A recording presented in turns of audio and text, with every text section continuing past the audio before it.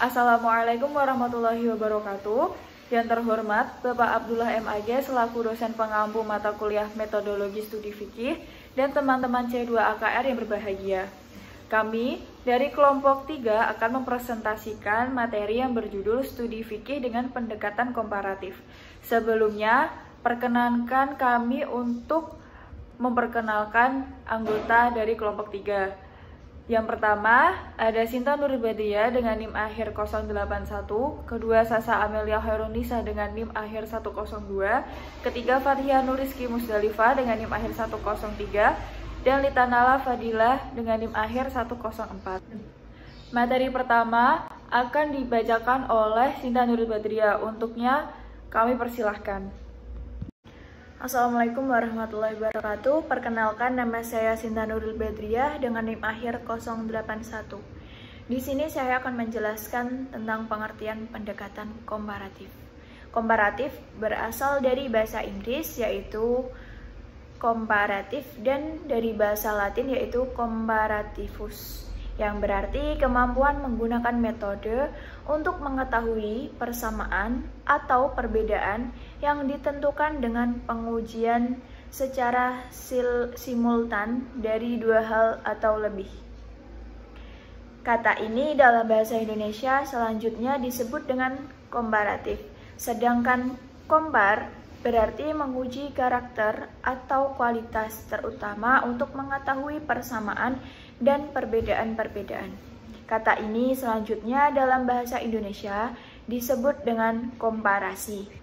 Pengertian komparasi yang lebih luas dan sistematis dikemukakan oleh William E. Paden, yaitu bahwa komparasi adalah studi terhadap dua objek atau lebih dalam pengertian faktor yang sama, suatu faktor yang sama di mana ia terkait secara baik dengan persamaan atau perbedaan antara objek-objek eksplisit dan implisit. Saya Litanala Fadilah dengan NIM akhir 104 akan membacakan materi tentang mengetahui pendekatan komparatif dalam tradisi intelektual Islam. Bila ditinjau dari segi unsur-unsur yang terdapat dalam komparatif serta tujuan dan makna yang terkandung di dalamnya, dapat diasumsikan bahwa praktek metode komparatif tersebut selalu muncul di kalangan intelektual, baik dalam hal, bentuk, dan sifatnya. Asumsi ini dilandasi atas dasar-dasar berpikir sebagai berikut. Adanya keraguan untuk membuka peluang untuk adanya perbandingan antara satu dengan yang lain. Kalangan intelektual adalah orang yang selalu membutuhkan keragaman pendapat, argumentasi, prinsip keyakinan, mazhab, agama, dan lainnya. Perbandingan mazhab-mazhab fikih atau mukarona al-mazahib. Perbandingan mazhab-mazhab fikih atau mukarona al-mazahib merupakan suatu metode dalam mengumpulkan pendapat para imam mazhab beserta dengan dalilnya tentang suatu masih diperselisihkan, kemudian membandingkan pendapat tersebut dengan pendapat lain beserta dalil lain. Istilah perbandingan mazhab-mazhab mukarona al-mazahib dalam studi Islam dikenal sebagai ilmu yang mempelajari tentang hukum Islam meliputi mazhab yang besar yaitu Maliki, Syafi'i, Hanafi, dan Hambali. Perkenalkan, nama saya Sasa Amelia Khairunisa dengan NIM akhir 102 akan membacakan materi Al-Firqah.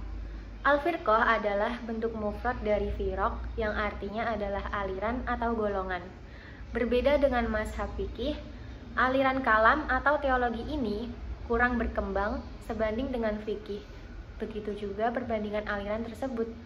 Kala dulunya muncul berbagai aliran, tetapi setelah melewati perjalanan sejarah panjang sehingga penganutnya tidak ada lagi. Al-Milah. Al-Milah adalah al-syariah, al-din, menerangkan tentang persamaan dan perbedaan. Al-din di satu pihak dengan al-milah, mazhab di pihak lain. Maksudnya dari al-milah atau al-din adalah sama-sama dihubungkan dengan Allah yang mewahyukan agama itu. Titik berat perhatian dalam perbandingan mazhab adalah 1.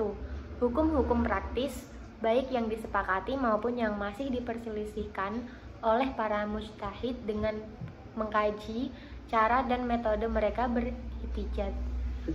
2. Dalil-dalil yang dijadikan sebagai dasar oleh para mujtahid tersebut. Dan ketiga, hukum-hukum yang berlaku di tempat mereka. Saya Fatihah Nuriski Musdalifah dengan NIM akhir 103 akan melanjutkan materi yaitu pendekatan komparatif untuk objek studi fikih. Pendekatan komparatif ini bisa digunakan dengan bantuan pendekatan sejarah, seperti dalam menguraikan perbandingan antara mazhab-mazhab hukum, politik, dan teologi. Pendekatan komparatif dengan menggunakan bantuan atau dengan kombinasi pendekatan sejarah adalah corak yang paling sering muncul dalam mengkaji perbandingan objek-objek yang berbau klasik. Pendekatan komparatif atau kombinasinya bisa digunakan untuk mendekati berbagai objek studi fikih, sumber pemahaman, dan pengalaman. Pendekatan komparatif dalam bidang hukum akan menghasilkan kajian perbandingan hukum, dalam pendidikan akan menghasilkan perbandingan pendidikan, dan politik menghasilkan perbandingan politik. Pendekatan komparatif dalam studi fikih telah memberikan kontribusi besar dalam memajukan kajian-kajian keislaman. Pada umumnya, pendekatan komparatif ini hanya bersikap deskriptif analitis tentang kedua atau lebih objek yang dikaji. Keragaman kajian akan didapatkan dengan memasukkan unsur pendekatan komparatif dalam studi fikih. Pendekatan komparatif bisa dipakai bersama dengan pendekatan sejarah, seperti membandingkan sistem di pendidikan Bani Umayyah dengan Bani Abbasiyah. Bisa juga dikombinasi dengan pendekatan sosiologi sejarah komparatif, seperti kajian perbandingan faktor-faktor sosial yang mendorong munculnya karya Sunan pada masa selanjutnya. Sekian dari presentasi kelompok kami, mohon maaf apabila kami berbuat salah. Terima kasih. Wassalamualaikum warahmatullahi wabarakatuh.